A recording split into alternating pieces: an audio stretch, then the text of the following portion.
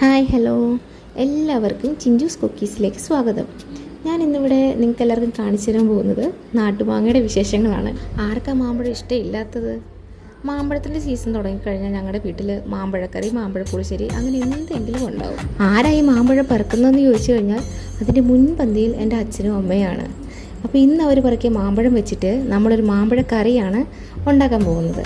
നാട്ടുമാങ്ങകൾ പെറുക്കി അവരെ കുളിപ്പിച്ച് സുന്ദര കുട്ടപ്പന്മാരാക്കി തൊലി ഉരിഞ്ഞിട്ട് എൻ്റെ അമ്മ കറി വെക്കാൻ വേണ്ടിയിട്ട് ചട്ടിയിൽ പെറുക്കി ഇട്ടു. തൊലി ഉരിഞ്ഞ മാമ്പഴം എന്നെ എത്രയും പെട്ടെന്ന് അടുപ്പിലോട്ട് വെക്കുമോ, ഞാനൊന്ന് തിളച്ചോട്ടെ എന്ന് ചോദിക്കുന്നതായിട്ട് എനിക്ക് ഫീൽ ആവുന്നുണ്ട്. നിങ്ങൾക്ക് ഫീൽ ആവുമെന്ന് എനിക്കറിയത്തില്ല.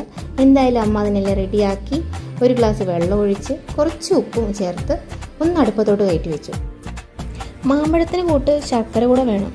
ഒരുണ്ട ശർക്കര ഇടിച്ച് മാമ്പഴത്തിനൊപ്പം ചേർക്കുന്നുണ്ട്. അപ്പോൾ എനിക്കൊരു സംശയം, ശർക്കര ഇങ്ങനെ ചേർത്താൽ എങ്ങനെ അലിഞ്ഞു ചേരും?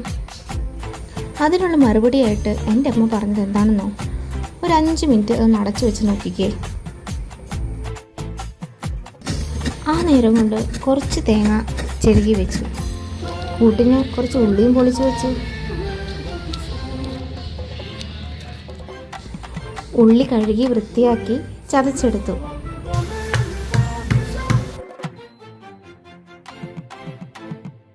ചിരകി വെച്ചിരുന്ന തേങ്ങ മിക്സിയിലിട്ട് 2 കറക്ക്, അത്രയും മതി. വെള്ളം ചേർക്കണ്ട കേട്ടോ. ഇതൊക്കെ ചെയ്തുകൊണ്ടിരുന്നപ്പോഴാണ് ഞാൻ എൻ്റെ ശർക്കരയുടെ കാര്യം ആലോചിച്ചത്. ഓടി ചെന്ന് തുറന്നു നോക്കിയപ്പോൾ ശർക്കരയൊന്നും കാണുന്നില്ല. അമ്മ പറഞ്ഞ പോലെ തന്നെ എല്ലാം അലിഞ്ഞു ചേർന്നു. സമയം വൈകിപ്പിച്ചില്ല. അപ്പം തന്നെ കുറച്ച് മഞ്ഞൾപ്പൊടിയും മുളക് പൊടിയും ചതച്ച് വെച്ച ഉള്ളിയും ചേർത്ത് ഒന്നിളക്കി കൊടുത്തു. അതിനുശേഷം ഒതുക്കി വെച്ചിരിക്കുന്ന തേങ്ങ നമുക്ക് ചേർത്ത് കൊടുക്കാം. കറി നന്നായിട്ട് ഇളക്കി കൊടുത്തുകൊണ്ടേയിരിക്കണം. അടിക്ക് പിടിക്കാതിരിക്കാനാണ് ഇളക്കി കൊടുക്കുന്നത്. അങ്ങനെ നമ്മുടെ കറിയുടെ അവസാന ഘട്ടത്തിലേക്ക് എത്തി. കടുക് താളിക്കുവാൻ വേണ്ടിയുള്ള ഒരുക്കങ്ങൾ നമുക്ക് ആരംഭിക്കാം. അതിനായിട്ട് 4-5 ചെറിയ ഉള്ളി വട്ടത്തിലരിഞ്ഞ് മാറ്റി വയ്ക്കാം. കൂടാതെ 4-5 വറ്റൽമുളക്, കുറച്ച് കറിവേപ്പില ഇവയെല്ലാം റെഡിയാക്കി വെച്ചു. ചൂടായിട്ടിരിക്കുന്ന ചട്ടിയിലോട്ട് വെളിച്ചെണ്ണ ഒഴിച്ചു കൊടുത്തു. വെളിച്ചെണ്ണ ചൂടായി വരുമ്പോൾ കുറച്ച് കടുക്, അരിഞ്ഞു വെച്ച ചെറിയ ഉള്ളി, വറ്റൽമുളക്, കറിവേപ്പില, കുറച്ച് തേങ്ങ ചിരകിയത് ഇവയെല്ലാം ഇട്ട് മൂപ്പിച്ച് റെഡിയാക്കി. അപ്പം നമ്മുടെ മാമ്പഴക്കറിയെ ഈ താളിപ്പ് ചേർത്ത് സുന്ദരിയാക്കി എടുക്കാം അല്ലേ?